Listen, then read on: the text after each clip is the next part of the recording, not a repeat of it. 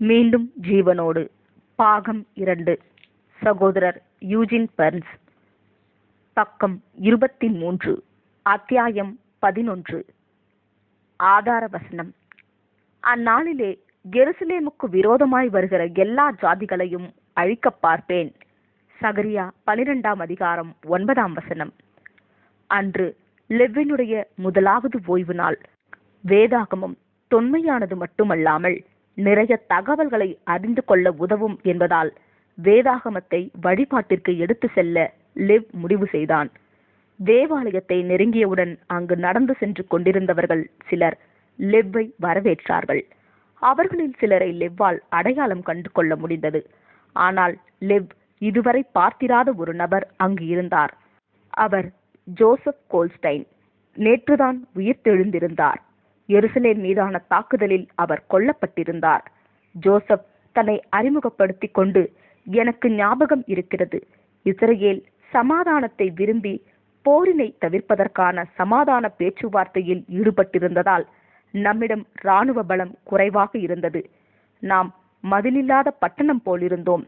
மின்னல் வேகத்தில் இஸ்ரவேலை முற்றுகையிடும் எதிரிகளோடு நம்மை ஒப்பிட்டு பார்த்தால் நாம் மிக குறைவான அளவிலேயே தயாராக இருந்தோம். அவர்கள் ஹெலிகாப்டர்களில் துருப்புகளை கொண்டு வந்து நகரத்திற்கு வெளியே தரையிறக்கினர். மேலும் ட்ரக்குகள் மற்றும் டாங்கிகளில் படைகளை நகருக்குள் கொண்டு வந்தனர். எதிரிகள் தங்களது துருப்புக்களை எரிந்து கொண்டிருந்த தீக்குழம்பினால் பாதிப்படையாதவாறு பாதுகாப்பாக நிறுத்தினார்கள். பின்பு தங்களது வீரர்களை கனரக துப்பாக்கிகளோடு இஸ்ரவேலின் படை வீரர்களை எதிர்த்து போரிடுவதற்காக அனுப்பினார்கள். எதிரிகளிடம் சிறந்த அளவிலான கனரக துப்பாக்கிகள் இருந்தன. இஸ்ரவேலின் வீரர்களை வீழ்த்துவதற்கு அவர்களுக்கு அதிக நேரம் பிடிக்கவில்லை. நகரத்தில் தாக்குதலை சிறந்த முறையில் செய்துவிட்டதாக எண்ணி மகிழ்ந்தார்கள். சிறிய அளவிலான இஸ்ரேலிய படை வீரர்களை வீழ்த்திவிட்டதால் மீதமுள்ள இஸ்ரேலர்கள் அனைவரும் தாங்களாகவே முன்வந்து சரணடைந்து விடுவார்கள் என எண்ணினார்கள். என்றவாறு நடந்தவைகளை ஜோசப் நினைவு கூர்ந்தார். ஆங்காங்கே பரவலாக இருந்த இஸ்ரேலின் படைகளை தோற்கடிக்கும் வரை எதிரிகள் எருசலேமை தாக்குவார்கள் என்று நாமும் நினைக்கவில்லை. அவர்களும் கூட அவ்வாறு நினைக்கவில்லை. ஆனால் எதிரிகள் நமது ஆரம்ப எதிர்ப்பை மிக விரைவாகவும் எளிதாகவும் மேற்கொண்டால் நம்மை எளிதில் தோற்கடிக்கலாம் என்பதை அறிந்து கொண்டு மேற்கு நகரத்திற்கு எதிராக மின்னல் வேக தாக்குதலை நடத்த முடிவு செய்தனர். நாங்கள் சரணடைந்தது மிகவும் வேதனையானதொன்று. நாங்கள் காட்டுமிராண்டித்தனமாக நடத்தப்பட்டோம். சரணடைந்த பிறகும் கூட ஆண்களை சுட்டு வீழ்த்தினார்கள். பெண்களையோ வெட்கக்கேடான முறையில் நடத்தினார்கள். எதிரிகள் சிறைபிடிக்கப்பட்டவர்களை லாரிகளில், டாங்கிகளில் மற்றும் ஹெலிகாப்டர்களில் கொண்டு செல்ல முடிவு செய்தார்கள். ஆனால் எங்கள் அனைவருக்கும் போதுமான அளவுக்கு இடமில்லாதிருந்தது. அதனால் எஞ்சியிருந்தவர்களை சுட்டுக் கொன்றார்கள். கனரக துப்பாக்கிகள் குண்டுகளை பொழிந்த போது எங்களில் பெரும்பாலானோருக்கு மரணம் சம்பவித்தது. எங்களுக்கு கடைசியாக நினைவிருப்பது ஓர் சூடான குண்டு என் உடலை துளைத்தது மட்டுமே. பின்னர் இருள் சூழ்ந்து கொண்டது. நேற்றுதான் நான் ஜீவனோடு எழுந்தேன் என்று ஜோசப் அமைதியான குரலில் கூறினார். ஒவ்வொருவருக்கும் அவர்களது கடைசி நாட்களை பற்றி சொல்லுவதற்கு ஒரு கதை இருக்கிறது. யூதர்களை அழித்து புனித நகரத்தை கைப்பற்ற ஒரு இருண்ட சக்தி தனது கடைசி முயற்சியை மேற்கொள்வது போல் எங்களுக்கு அந்த நேரத்தில் தோன்றியது என்று ஜோசப் கூறினார். அவர்கள் சரியான நேரத்திற்கு வழிபாட்டு தலத்தை வந்தடைந்து அங்கிருந்த இருக்கைகளில் அமர்ந்தனர். ஆராதனை தொடங்குவதற்கு முன்பு தங்களது சிந்தையை ஒருமுகப்படுத்தினர். ஜோசப் கோல்ஸ்டனுக்கு அருகில் அமர்ந்த போது மீண்டும் ஜீவனுடன் இருப்பதில் அவருக்குள் ஏற்பட்டிருந்த உற்சாகத்தை லெவ்வால் உணர முடிந்தது. அன்றைய நாளிற்கான செய்தியானது, வருத்தப்பட்டு பாரம் சுமக்கிறவர்களே, நீங்கள் எல்லோரும் என்னிடத்தில் வாருங்கள், நான் உங்களுக்கு இளைப்பாறுதல் தருவேன். மத்தேயு 11ஆம் அதிகாரம் 28ஆம் வசனத்தில் இருந்து எடுக்கப்பட்டது. பார்வையாளர்களில் ஒருவர் ஆர்வத்தோடு முன்வந்து, இந்த வசனம் முதலாவதாக இயேசு தம்முடையவர்களை தெரிந்தெடுத்து கூட்டு சேர்த்து கொண்டிருந்த கிறிஸ்தவ காலப்பகுதியையே குறிக்கிறது என்று விளக்கினார். இருப்பினும் அப்போதிலிருந்து இப்போது வரை இயேசு தன் குணத்திலிருந்து மாறவே இல்லை. இன்னும் பாரம் சுமப்பவராகவே இருந்து கொண்டிருக்கிறார். இதே ஆவியை நாமும் பெற்றுக்கொள்ளவும் மனவேதனைகளையும் பாரங்களையும் சுமப்பவர்களை தாங்கி நிலைநிறுத்தவும் நம்மை இயேசு உற்சாகப்படுத்துகின்றார். கிறிஸ்துவின் இரக்கத்தின் மறைவில் இருக்கும் அனைவரும் கடந்த காலங்களில் வாழ்ந்தவர்கள் கிறிஸ்தவ குணலட்சணங்களை வளர்த்து கொண்டதை போலவே நாமும் வளர்த்து கொள்ள வேண்டும் என்பதை தன்னார்வலர் அவர்களுக்கு நினைவுபடுத்தினார். ஆராதனை முடிவிற்கு வந்தபோது அவர்கள் இருதயம் மகிழ்ச்சியில் நிறைந்திருந்தது. வழிபாட்டு தலத்திலிருந்து கிளம்ப ஒருவருக்கும் மனம் வரவில்லை. ஒருவரோடொருவர் அவர்களது மரணம் மற்றும் ஜீவன் பற்றிய அனுபவங்களை பகிர்ந்து கொண்டனர். மேலும் மனித இனத்தை மறுசீரமைக்கும் பணியில் கர்த்தரின் மகத்தான வல்லமையை குறித்த விளக்கங்களை பற்றி பேசி பேசி பரவசம் அடைந்தனர். அவர்கள் ஒவ்வொருவரும் முந்தைய வாழ்க்கையிலிருந்து வடுக்களை பெற்றிருந்தனர். அவர்களில் இப்போதைய போராட்டம் கல்லான இருதயத்தை சதையான இருதயமாக மாற்றுவதாக இருந்தது. அதை ஒருவராலும் தனிநபராக செய்ய முடியாது. கிறிஸ்துவின் உதவியினால் மட்டும்தான் அதை நிறைவேற்ற முடியும். மேலும் புதிய இருதயத்தையும் சிந்தையையும் உண்மையாக தேடுபவர்களால் மட்டுமே அதனை பெற்றுக்கொள்ள முடியும். ஆலனின் பிரியா விடை எனும் தலைப்பின் கீழ் காணலாம். முற்பிதாக்கள் தங்கள் பெற்றோருக்காக ஒதுக்கிய அவ்விரண்டு இடங்களையும் சுற்றி பார்ப்பதே அன்றைய நாளுக்கான அவர்களின் திட்டமாயிருந்தது. அவ்விரண்டு இடங்களையும் பார்வையிடுவதற்கு அவர்கள் நடந்தே சென்றனர். அச்சிறு தூர நடையை யாரும் பொருட்படுத்தவில்லை.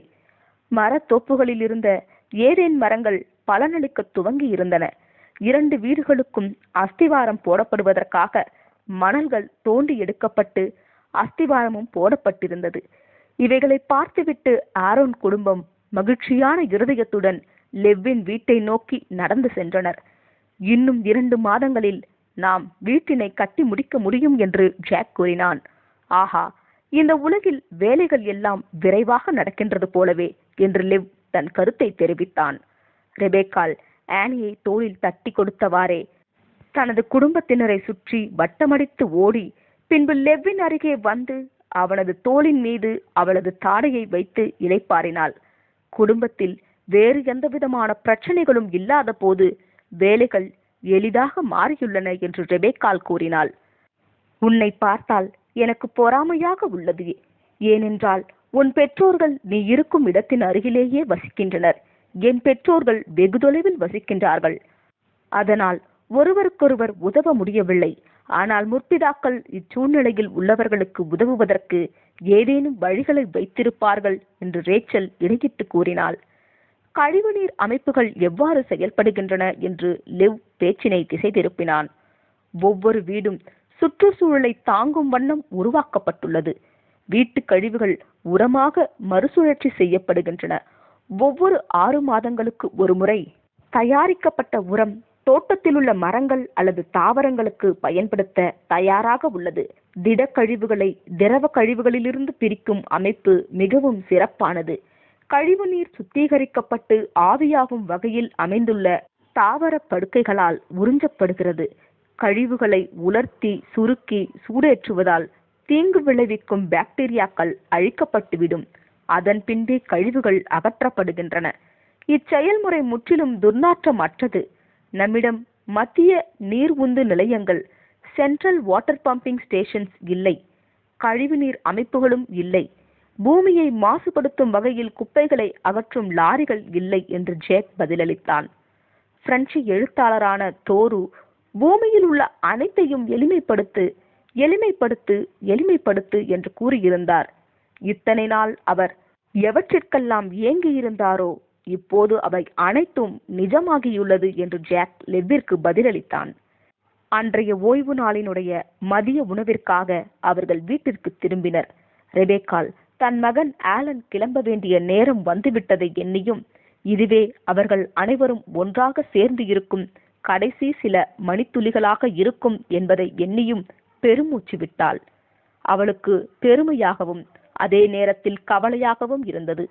ஒரு காலத்தில் சிறுவனாக தன்னுடைய வீட்டில் கொல்லைப்புறத்தில் மர வீடுகளையும் சிறிய பொம்மை லாரிகளுக்காக சாலைகளையும் கட்டி கொண்டிருந்தவன் இப்போது இளைஞனாக தன் முன் நிற்பதைக் கண்டு அவள் ரசித்தாள். இந்த நேரத்தில் அவளுடைய பெருமையான குடும்ப உறவுகள் ஒரே இடத்தில் ஒன்றாக இருப்பதை எண்ணி அவள் மிகவும் மகிழ்ச்சியாக உணர்ந்தாள். ஆனி மதிய உணவினை ஆசீர்வதிக்க வேண்டி நன்றியுள்ள இருதயத்தோடு ஜெபத்தை ஏறெடுத்தாள். தேவனே, நன்றி. பூமியானது உங்களது நிறைவான அன்பினால் நிறைந்திருப்பதற்காக நன்றி. தேவனே, ஆலனை ஆசீர்வதியுங்கள்.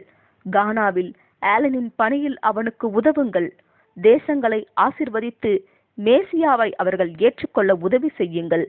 மேசியாவின் நாமத்தினாலே ஜெபிக்கிறோம், ஆமேன் என்று ஆனி தனது ஜெபத்தை முடித்தாள். ஆலன் சாப்பிட்டு முடித்து, சரி, நான் தேவையானவற்றை எடுத்து வைக்கப் போகிறேன் என்று கூறி சென்றான். நாளை காலை நாங்கள் உன்னை சந்திக்கலாமா என்று ரெபேக்காள் தன்னுடைய கண்ணீரை கட்டுப்படுத்தியபடி ஆலனிடம் கேட்டாள். ஆனாலும் அவளுடைய குரல் நம்பிக்கையுடன் இருந்தது. அம்மா, முற்பிதாக்கள் காரை அனுப்பி வைப்பதாக கூறியுள்ளனர். நானும் உங்களது அருகில் இருப்பதை இழக்கவே செய்வேன். ஐ வில் மிஸ் யூ என்று கூறி தன் அம்மாவை தழுவ நடந்தான். பாட்டி மற்றும் தாத்தா உயிர்த்தெழுப்பப்படுகையில் நான் இங்கு வந்து சிறிது காலம் தங்கலாம் என்று முற்பிதாக்கள் கூறியது நினைவில் இருக்கிறதா அம்மா? நாம் பிரிந்திருக்கும் நாட்கள் நீண்டதாக இருக்காது. நீங்கள் மீண்டும் என்னுடன் ஒன்றாக இருப்பீர்கள் என்று ரெபேக்காளை தழுவியபடி கூறினான். பின்பு எல்லோரும் ஆலனை அணைத்து விடை கொடுத்தனர். அந்த மாம்பா பாம்புகளுக்கு இன்னும் பயப்படுகிறாயா ஆலன் என்று கேட்டவாறு ஆனி ஆலனை அணைத்து கொண்டாள். அவளது கண்கள் குறும்பினாலும் பாசத்தினாலும் நிரம்பி இருந்தன. ஆமாம், என் பொருட்களோடு உன்னையும் சேர்த்து பேக் செய்து விடலாம் என்று நினைக்கிறேன். அப்படி செய்தால் நீ எனக்கு மாம்பா பாம்புகளை பற்றி கற்றுக் கொடுக்கலாம். ஏன், நீ என்னுடைய பாதுகாவலராக கூட இருக்க முடியும் என்று ஆலன் கிண்டலாக கூறினான். அவனது கண்களும் அதே குறும்பையும் அன்பையும் பிரதிபலித்தன. சற்று நேரத்தில் ஆலன் வீட்டை விட்டு வெளியேறி அவனுக்கென்று கொடுக்கப்பட்ட பணிக்கு கடந்து சென்றான். போர் மதிப்பீடு செய்யப்பட்டது எனும் தலைப்பின் கீழ் காணலாம். வரவேற்பு அறையில் அமர்ந்து எருசலேமிற்கான கடைசி போரில் லெவ்வின் நிலைப்பாட்டிற்கு எதிர்மாறானதாக இருந்த நிலையை குறித்து ஜாக் கூறிக்கொண்டிருந்தான். ஜாக், லெவ், அன்று உனக்கு என்ன நடக்கப் போகிறது என்பது எனக்கு ஓரளவு தெரிந்திருந்தது. நம் தேசத்தையும் நகரத்தையும் பாதுகாப்பதற்காக நான் இறப்பதற்கு தயாராக இருக்க வேண்டும் என்று நீ நினைத்தாய். நான் அந்த நிலைப்பாட்டில் இல்லாததால் நீ என் மீது கோபமாயிருந்தாய் என்றும் எனக்கு தெரியும். நம் தேசத்திற்காக மரிப்பதில் எனக்கு மகிழ்ச்சிதான். ஆனால் நான் அந்த நேரத்தில் சகரியா 14:2 எருசலேமுக்கு விரோதமாக யுத்தம் பண்ண சகல ஜாதிகளையும் கூட்டுவேன். நகரம் பிடிக்கப்படும், வீடுகள் கொள்ளையாகும், ஸ்திரீகள் அவமானப்படுவார்கள், நகரத்தாரில் பாதி மனுஷர் சிறைப்பட்டு போவார்கள், மீதியான ஜனமோ நகரத்தை விட்டு அறுப்புண்டு போவதில்லை என்ற தேவனுடைய வார்த்தைகளை தியானித்துக் கொண்டிருந்தேன். மீதியான ஜனமோ நகரத்தை விட்டு அறுப்புண்டு போவதில்லை என்ற வார்த்தைகள் என்னை காத்திருக்க செய்தன. நம் தேசத்தின் மறுபிறப்பு வருஷமான 1948 பின்னர் நடந்த அனைத்து போர்களிலும் நாம் வெற்றி பெற்றதை நான் அறிவேன். கர்த்தருக்காக காத்திருக்க வேண்டுமா அல்லது எதிரியோடு போராட வேண்டுமா என்பது குறித்து நாம் வேறுபட்ட கருத்தை கொண்டுள்ளோம் என்பதை நான் உணர ஆரம்பித்தேன்.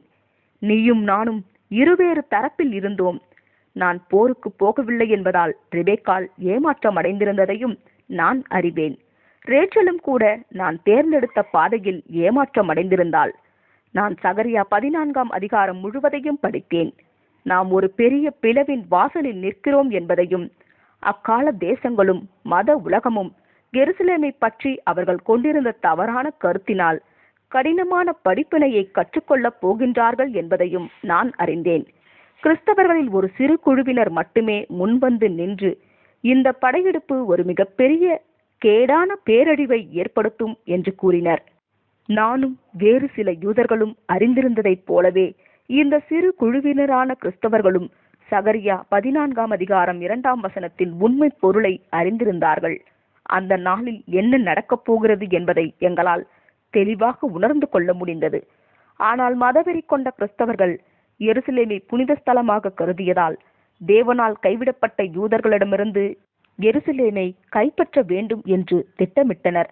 தேவாலயங்கள் தேவனுடைய பேரை பயன்படுத்தி இந்த காரியத்தை செய்ய முற்பட்டு போர்க்கொடி தூக்கியதால் அவர்களால் இதிலிருந்து பின்வாங்க முடியவில்லை. கிறிஸ்தவ உலகிற்காக எருசலேமின் தேவாலயத்தை பாதுகாப்பதன் மூலம் உலகத்தினை அர்மகதோனிலிருந்து பாதுகாக்க முடியும் என்ற அவர்களது நிலைப்பாட்டில் உறுதியாக இருந்தனர். இதற்கு முன்பு அவர்கள் பல விஷயங்களில் தவறான புரிதலை கொண்டிருந்திருக்கிறார்கள். எரிநரகம் மற்றும் அழியாத ஆன்மா பற்றின அவர்களது தவறான கருத்துக்களை ஒருவராலும் நிரூபிக்க முடியவில்லை. இது அவர்கள் தவறாக செயல்படுவதற்கான சரியான நேரமாக இருந்தது. அவர்கள் தேவனை பிரதிநிதித்துவப்படுத்தவில்லை, மாறாக சாத்தானைப் போலவே சுயநலமாக செயல்பட்டு தோல்வியை சந்தித்ததற்கு முழு உலகமும் சாட்சியாக இருக்கும். வேதாகமத்தை விசுவாசிக்கிற கிறிஸ்தவர்கள் செய்தி ஒலிபரப்புகளில் சகரியா 14:3 மேற்கோள் காட்டி, தேவன் புறப்பட்டு யுத்த நாளிலே போராடுவது போல் அந்த ஜாதியோரோட போராடுவார் என்று கூறியது எனக்கு நினைவிருக்கிறது. உண்மையான விசுவாசிகளை எதிர்த்த கிறிஸ்தவர்கள் ஏளனமாக ஆக்ரோஷத்துடன் பதில் அளித்தனர். கிறிஸ்துவின் உண்மை விசுவாசிகள் பகிரங்கமாக கேலி செய்யப்பட்டு கண்டிக்கப்பட்டனர். சிலர் கொடூரத்தனமாக தாக்கப்பட்டனர் மற்றும் சிலர் கொல்லப்பட்டனர். நம் தேசம் உண்மையான விசுவாசிகள் சார்பாக பரிந்து பேச முயன்றது. இந்த நல்ல கிறிஸ்தவ மக்களுக்கு நம் தேசத்துடன் எந்தவிதமான அரசியல் தொடர்பும் இல்லை என்றும் அவர்கள் தங்கள் சொந்த நம்பிக்கைகளையே கூறுகிறார்கள் என்றும் நம் அரசாங்க தூதுவர்கள் தெளிவுபடுத்தினர். ஆனாலும் பயனில்லை. நம் தேசத்தை தாக்க படைகள் ஏற்கனவே வந்து கொண்டிருந்தன. யூதர்களின் பிரச்சனை என்று இதுவரையிலும் அழைக்கப்பட்டு வந்ததற்கு இந்த போரானது இறுதி தீர்வாக இருக்கும். சமாதானத்திற்காக பேச்சுவார்த்தைகள் சென்று கொண்டிருந்ததால் நாங்கள் ஆயுதங்கள் இன்றி இருந்தோம். இஸ்ரேலுக்கு எதிராக ஏராளமானோர் வந்ததால் இஸ்ரேலில் அவர்கள் தரையிறங்குவதையும் போரிடுவதற்கான இராணுவ உபகரணங்களை கொண்டு வருவதையும் நம்மால் தடுக்க முடியவில்லை. லிவ், என்னை விட உனக்கு அதிகமாக எதிரிகளை சந்தித்த நாள் குறித்த உண்மைகள் தெரியும். பூச்சிகளை பிடித்து கொள்ளும் கருவி போல நீங்களும் உங்களை திணறடிக்கிற எதிரி படைகளை பின்வாங்க செய்வதற்கான அனைத்தையும் செய்தீர்கள். உங்கள் குழு எல்லா வகையிலும் அதிகமாகவே செயல்பட்டது. எதிரி படைகளோடு உங்கள் படைகளை ஒப்பிட்டு பார்த்தால் நீங்களும் எல்லா வகையிலும் அதிகமாகவே செயல்பட்டீர்கள். எதிரி படை வீரர்கள் பழிக்கு பழி வாங்கும் எண்ணத்தோடு மட்டுமல்லாமல் இதுவரையிலும் வெற்றிக்கு அவர்கள் தயாராகி இருந்ததை காட்டிலும் இப்போது அதிகமாகவே தயாராக இருந்தார்கள். இவர்களின் முழு செயல்பாடும் நம் முழு படைகளையும் அழித்து ஒழிப்பதற்காக மட்டுமே. அதுவும் ஒரு வாரத்திற்கு மேல் நீடித்திருக்காது என்று நினைக்கிறேன். நம்முடைய எதிர்ப்பை சமாளிப்பதற்கு எதிரிகளுக்கு கடினமாக இருந்ததால் அவர்கள் நியூட்ரான் குண்டுகளை பயன்படுத்தப் போவதாக அச்சுறுத்தினார்கள். இத்தகைய எதிர்ப்புகள் மற்றும் மரணத்திற்கு வழி செய்கின்ற நுட்பங்களுக்கு எதிராக இஸ்ரேல் எவ்வளவு காலம் நிற்க முடியும்? ரேச்சல், லெவினுடைய படைக்குழு சிதறடிக்கப்பட்ட அந்த நாளை போல் நான் ஒருபோதும் கவலையாக இருந்ததில்லை. எருசலேமுக்காக போராடுபவர்கள் குறித்த எண்ணமே என் சிந்தை முழுவதையும் நிறைந்திருந்தது. கர்த்தர் தலையிட்டால் மட்டுமே நம்மை எதிர்த்து நிற்கும் நூற்றுக்கணக்கான எதிரிகளை நம்மால் வீழ்த்த முடியும் என்று நான் நினைத்தேன். முதல் நாள் முடிவில் நம்முடைய படை வீரர்கள் தோல்வியை சந்தித்த போது இஸ்ரேல் வெற்றி பெறும் என்ற நம்பிக்கையை நான் இழந்துவிட்டேன். நமது அனைத்து முயற்சிகளையும் தாண்டி எதிரிகளை கர்த்தர் தோற்கடிப்பார் என்ற நம்பிக்கையில் ஜேக் இருந்தது எனக்கு தெரியும். அடுத்த நாளில் நடக்கப் போவது என் விசுவாசத்திற்கான பரிசாக இருக்கப் போவதில்லை என்றும் நான் எண்ணினேன். கர்த்தர் தலையிட்டு நம்மை விடுவிப்பார் என்பதை நான் கொஞ்சமும் விசுவாசிக்கவில்லை. சகரியாவின் தீர்க்க தரிசனமானது வேறொரு இடம் மற்றும் நாளுக்கானதாக இருக்கலாம் என்று நினைத்தேன். எனக்கு வேறெந்த தீர்க்க தரிசனத்திலும் நம்பிக்கை இல்லை. யூதர்களாகிய நாம் அநியாயமாக இவ்வளவு காலங்களாக துன்பங்களை அனுபவித்தோம். அதனால் நான் என் நம்பிக்கையை இழந்து விட்டேன். கர்த்தர் நம்மை கைவிட்டு விட்டதாகவும் நம்முடைய எலும்புகள் முழுவதுமாக முறிக்கப்படுவதற்கு எதிரிகளுக்கு ஒப்பு கொடுக்கப்பட்டு விட்டது என்றும் நினைத்தேன். ரெபேக்காள், ரேச்சலைப் போலவே தான் நானும் நினைத்தேன். ஜேக் தான் கொண்ட நம்பிக்கையில் முழு விசுவாசத்தோடு இருந்ததை நான் அறிவேன். ஆனால் இந்த நேரத்தில் வேத வசனங்களை பற்றிக்கொள்வது உதவாது என்று நினைத்தேன். ஜேக் ஒரு கோழை அல்ல என்று எனக்கு தெரியும். ஆனால் இந்த முறை ஜேக்கை விட லெவ்வே மதிப்புமிக்க வேலையை செய்து கொண்டிருப்பதாக கருதினேன். ஆண்கள் தங்கள் நம்பிக்கையை சார்ந்து எப்போதும் நிற்க வேண்டும். அந்த மோசமான தாக்குதலில் லெவ் தப்பிப்பார் என்ற நம்பிக்கை எனக்கு இல்லை. தனது நம்பிக்கைக்காக போராடி மறிக்கும் உலகின் முதல் மனிதர் லெவ் இல்லை என்று எனக்கு தெரியும். ஏதாவது செய்தி வரும் என்று நினைத்து காத்து கொண்டிருந்த போது லெவ்வின் மரண செய்தி வந்தது. அந்த நாள் ஒரு துரதிர்ஷ்டமான நாளாக இருந்தது. நமது முதன்மை படை வீரர்கள் அனைவரும் முறியடிக்கப்பட்டு விட்டார்கள் என்ற செய்தி வந்தவுடனே லெவ்விற்கு என்ன நடந்திருக்கும் என்று என்னால் யூகிக்க முடிந்தது. லெவ்வும் நமது முதன்மை படை வீரர்கள் அனைவரும் மரித்து விட்டார்கள். அந்த நாள் என் வாழ்க்கையின் மிக மோசமான நாள். நான் லெவ்வை இழந்து விட்டேன். நாம் நம் தேசத்தையும் இழக்கப் போகிறோம். எங்களுக்கு முன் இருளை தவிர வேறு எதுவும் இல்லை. எனக்கும் ஜேக்கை போன்ற நம்பிக்கை இருக்க வேண்டும் என்று விரும்பினேன். லெவ்வின் மரணத்தை கேட்டு அவர் மனமுடைந்தார். ஆனால் விரக்தி அடைய வேண்டாம் என்று உறுதியோடு எனக்கு ஆறுதல் அளித்தார். நிச்சயமாக கர்த்தர் செங்கடலில் அல்லது எரிகோவில் செய்ததைப் போல பரலோகத்திலிருந்து நமக்காக போரிடுவார் என்றார். ஆனால் அத்தகைய நம்பிக்கை எனக்கு இல்லை. நான் ஜேக்கின் இரங்கல் செய்தியை ஏற்றுக்கொண்டாலும் முற்றுமாக கைவிடப்பட்ட நிலையில் நம்பிக்கையோடு இருக்க என்னால் முடியவில்லை. லெவ், ஜேக், போர் தொடங்குவதற்கு முன்பு நான் உன்னை விட்டு போன போது நான் உன் மீது கோபமாகத்தான் இருந்தேன். இருப்பினும் பின்பு உன்னுடைய மனநிலைக்கு எதிர்மாறான மனநிலையை நான் கொண்டிருந்ததற்காக வருந்தினேன். எதிரிகளிடமிருந்து எங்களை தற்காத்து கொள்ள நாங்கள் முயற்சித்த போதும் கூட எங்களுக்கு நம்பிக்கை முற்றுமாக இல்லை. கர்த்தர் உண்மையிலேயே நம்மீது அக்கறை காட்டுவாரா என்று நான் சந்தேகப்பட்டேன். அவர் உயர்ந்த மற்றும் பரிசுத்தமான இடத்தில் இருக்கிறார். இந்த குழப்பமான மற்றும் கொடூரமான போரில் அவர் ஏன் ஈடுபட வேண்டும்? அவர் ஏன் நமக்காக கவலைப்பட வேண்டும்? நான் இவ்வாறு சிந்திக்கும் போது வரலாறு முழுவதிலும் நடந்த போரில் எத்தனையோ முறை கர்த்தர் தலையிட்டு இஸ்ரவேலை காத்தார் என்ற எண்ணம் ஒரு தடவை கூட எனக்கு உதவ முன்வரவில்லை. அவருடைய அக்கறைக்கும் கவனிப்பிற்கும் நாம் தகுதியற்றவர்கள். ஆனால் நம்முடைய முற்பிதாக்களின் பொருட்டு அவர் இன்னும் நம்மேல் பிரியமானவராக இருக்கலாம். ஏனென்றால் அவர் ஆபிரகாம், ஈசாக்கு மற்றும் யாக்கோப்பின் தேவனாக இன்னும் இருக்கிறார். பல நூற்றாண்டுகளாக நம்மோடு இருந்து நம்மை பாதுகாத்து வழிநடத்தி வந்த தேவனால் நம்மை ஒரு தேசமாக தோல்வியடைய விட்டுவிட முடியுமா? இந்த தருணம் சத்தியத்தின் தருணம் என்று உணர்ந்தேன்.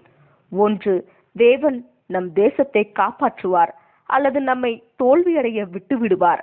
ஜேக், நான் கோபமாக கிளம்பி போய் இருந்தாலும் போர்க்களத்தில் இருக்கும் போதே உன்னுடைய நிலைப்பாட்டிற்கு என்னுடைய மனமும் வந்து கொண்டிருந்தது. ரெபேக்காள், இரவு முழுவதும் நான் அழுது கொண்டே இருந்தேன். லெவ், நான் உங்களையும் இழந்திருந்தேன். என் தனிப்பட்ட இழப்பு மட்டுமின்றி நம்முடைய ஜனங்கள் படையெடுத்து வந்த எதிரி நாடுகளிடம் உதவியற்ற நிலையில் விழுவதை என்னால் தாங்கிக் கொள்ளவே முடியவில்லை. கர்த்தர் நம்மை நினைவில் கொள்ள வேண்டி நான் ஆவலுடன் ஜெபித்தேன். நம்முடைய பிதாக்களின் தேசத்தை நாம் ஆண்டு கொள்ள ஏன் அனுமதித்தார்? ஏன் பிற தேசங்களால் நம்மை வெறுப்பதை நிறுத்த முடியவில்லை? நம்மை மிகவும் கொடூரமானவர்களாக காட்டியது எது? நான் இரவு முழுவதும் கர்த்தரை நோக்கி அழுதேன். அவ்விடியலின் காற்றில் மரணம் இருந்தது எனும் தலைப்பின் கீழ் காணலாம்.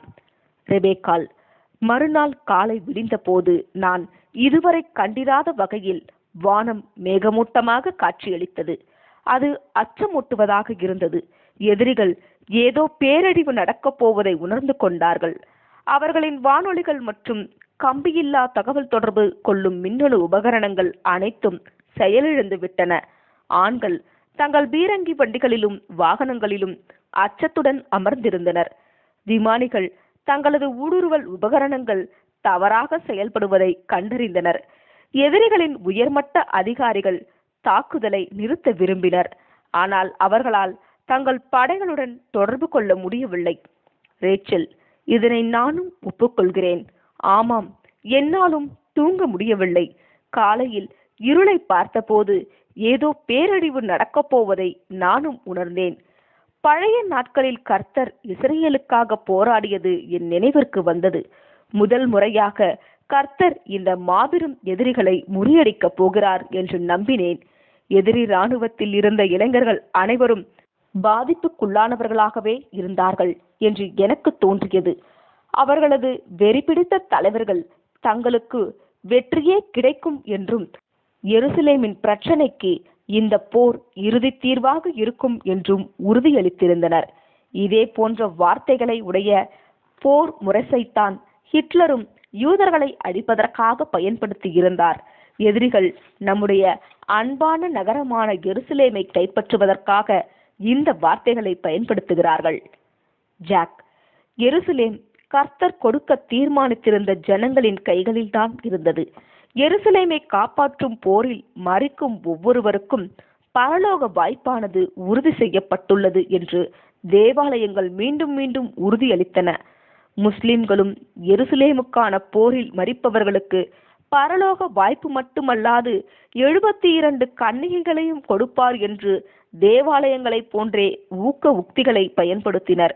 இரு மதத்தை சேர்ந்தவர்களும் ஏசாயா 2:3 உள்ள திரளான ஜனங்கள் புறப்பட்டு வந்து, நாம் கர்த்தரின் பர்வதத்திற்கும் யாக்கோப்பின் தேவனுடைய ஆலயத்திற்கும் போவோம் வாருங்கள், அவர் தமது வழிகளை நமக்கு போதிப்பார், நாம் அவர் பாதைகளில் நடப்போம் என்பார்கள்.